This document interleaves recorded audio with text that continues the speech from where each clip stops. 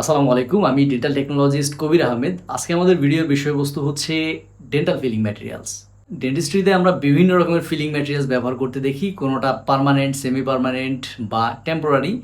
এই ফিলিং ম্যাটেরিয়ালসগুলো আমরা সব জায়গায় সমানভাবে দিতে পারি না, মূলত দাঁতের অবস্থা কন্ডিশনের উপরে নির্ভর করে আমরা এটা নির্বাচন করি। আগে আমরা বোঝার চেষ্টা করি যে ফিলিং ম্যাটেরিয়ালস কি। এটার সঙ্গে আমরা এভাবে দিতে পারি যে ফিলিং ম্যাটেরিয়ালস আর those materials which are used for restoration purpose in dentistry.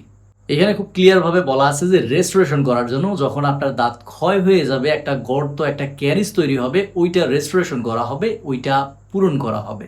আমাদের দাঁত যদি কোনো কারণে ক্ষয়প্রাপ্ত হয় তাহলে এইটা নিজে নিজে হিল হয় না, আগের অবস্থায় ফিরে আসতে পারে না।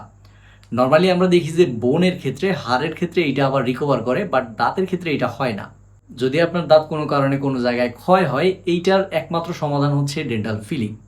ফিলিং ম্যাটেরিয়ালসগুলোর আমরা প্রধানত দুই ভাগে ভাগ করতে পারি, একটা হচ্ছে মেটালিক আর একটা হচ্ছে নন মেটালিক। মেটালিকের ভিতরে আছে silver and copper amalgam, gold and silver alloy, platinized gold foil সহ বিভিন্ন ধরনের ফিলিং। আপনি নন মেটালিক ফিলিং ম্যাটেরিয়ালসগুলো দেখলে এইখানে ভেরিয়েন্ট বেশি পাবেন। এখানে আছে বিভিন্ন ধরনের cement, zinc oxysulphate, zinc oxyphosphate, copper cement, self cure acrylic, calcium hydroxide etcetera. আমাদের দেশে মূলত তিন ধরনের ফিলিং ম্যাটেরিয়ালস সবচেয়ে বেশি ব্যবহার করা হয়। একটা হচ্ছে অ্যামালগাম, একটা হচ্ছে জিআইসি এবং আরেকটা হচ্ছে কম্পোজিট ফিলিং। জিআইসি বা জিআই ফিলিংগুলা ক্লাস 3 এবং ক্লাস 5 ক্যারিজের জন্য আদর্শ বলা যায়। এই ফিলিংয়ে ফ্লুরাইড থাকে। আপনার দাঁতে যদি ক্ষয় থাকে এবং এই ক্ষয়টা যদি আপনি জিআইসি ফিলিং দিয়ে পূরণ করেন তাহলে এইখানে একটা অ্যাডভান্টেজ আছে। এই ফিলিংগুলা ক্রমাগত ফ্লুরাইড নির্গত করতে থাকে এবং ওই জায়গাটারে নিরাপদ রাখে, ফলে ওই স্থানে নতুন করে আর ক্যারিজ তৈরি হয় না। এই ফিলিং ম্যাটেরিয়ালসটা আমরা পিট অ্যান্ড ফিশার সিলেন্টেও ব্যবহার করি। এটা মূলত এমন একটা ফিলিং, এটাও এক ধরনের ফিলিংয়ে আপনি বলতে পারেন। মূলত যখন ক্যারিজের পরিমাণ খুবই সামান্য থাকে, হালকায় দাগ থাকে মোলার দাঁতগুলাতে আমরা দেখি, ঠিক এই রকম তখন আমরা পিট অ্যান্ড ফিশার সিলেন্টটা দিই একটু পাতলাভাবে। মূলত এটা দিলে একটা ভালো রেজাল্ট চলে আসে।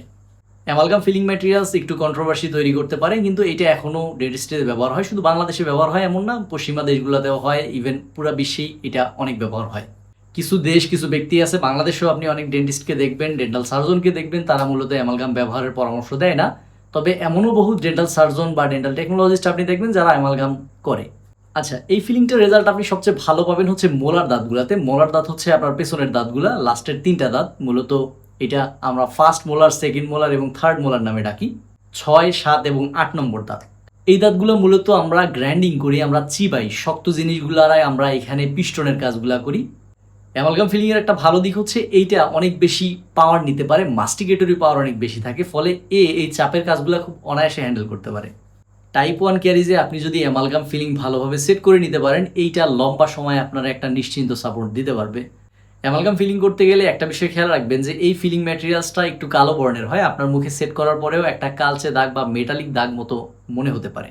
আধুনিক ডেন্টিস্ট্রিতে সবচেয়ে বেশি ব্যবহার করা ফিলিং ম্যাটেরিয়াল হচ্ছে কম্পোজিট ফিলিং।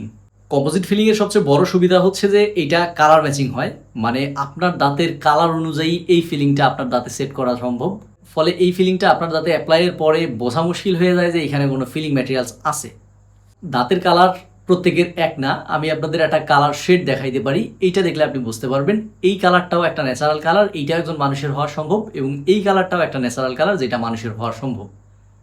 বাংলাদেশের প্রেক্ষাপটে আমরা সবচেয়ে বেশি মানুষের দাঁতের কালারের ম্যাচিং করতে পারি A2 নামের এই কালারটা দিয়ে। কম্পোজিট ফিলিংয়ে আপনি প্রত্যেকটা কালারের আলাদা আলাদা শেড পাবেন। আপনার ডেন্টিস্ট আপনার দাঁতের কালার অনুযায়ী এই ফিলিংটা অ্যাপ্লাই করতে পারবে, ফলে আপনি নিশ্চিন্ত থাকতে পারেন এই ফিলিংগুলো ব্যবহারে আপনার বড় ক্ষয় পূরণ হবে, কিন্তু বাইরে থেকে কেউ বুঝবে না যে এখানে ফিলিং আছে।